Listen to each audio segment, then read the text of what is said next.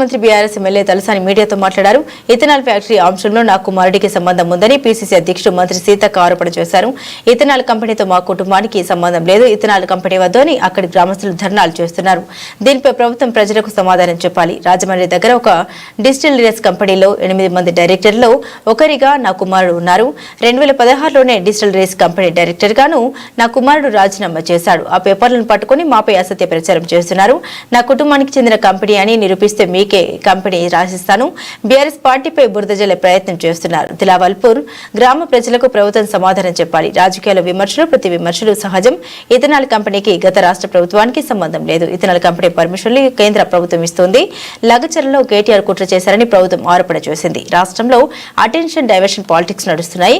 కాంగ్రెస్ అధికారంలోకి వచ్చి సంవత్సరం అయింది. రాష్ట్ర ప్రజలు ఇబ్బందులు ఉన్నారంటూ కామెంట్స్ చేశారు.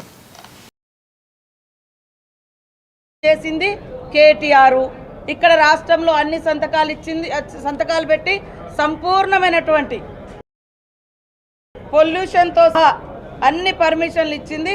మరి ఆనాటి బీఆర్ఎస్ కేసీఆర్ సంతకంతో మళ్ళా నిస్సిగ్గుగా ప్రజల్ని తప్పుదోవ పట్టించేటువంటి ఇంత చిల్లర రాజకీయాలు, ఇంత కుళ్ళు రాజకీయాలు అవసరమా?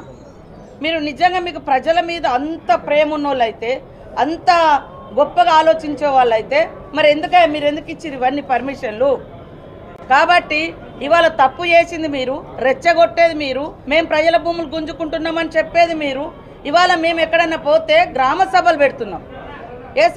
ఎక్కడైనా కూడా కొన్ని కంపెనీలు అవసరము, అది ప్రజల యొక్క సహకారం కూడా అవసరం. గ్రామ సభలు పెడితే కూడా ప్రజలు ఎక్కడ అంగీకరిస్తారో అని కొంతమంది వాళ్ళ మనుషులను పెట్టి రెచ్చగొట్టి కలెక్టర్లను దాడులు చేయడం, అధికారులను నిర్బంధించడం, ఈ రకమైనటువంటి కుట్రకు తెరలేపేది నువ్వే. నీకు ఇష్టం ఉన్న కాడ పర్మిషన్లు అన్నాడు, విచ్చలవిడిగా పర్మిషన్లు ఇచ్చిన వితౌట్ గ్రామ సభ ఏం అధికారం ఉంది? అంత బంధుత్వం ఎందుకు ఉంది? సాక్షాత్ నీ మంత్రి కొడుకు ఇందులో డైరెక్టర్, ఇథనాల్ కంపెనీలో నిర్మల్లో జరిగినటువంటి సంబంధించిన దానిలో వాళ్ళు డైరెక్టర్లు.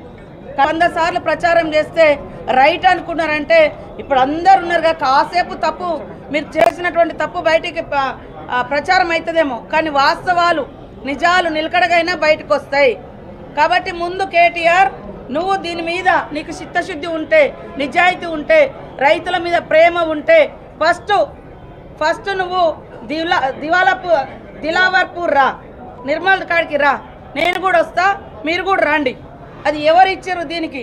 ఇలాంటి పర్మిషన్లు ప్రజల ఒపీనియన్ లేకుండా, ప్రజల అనుమతి లేకుండా ఎవరు పర్మిషన్ ఇచ్చిర్రో ఒక్కసారి మాట్లాడాలి.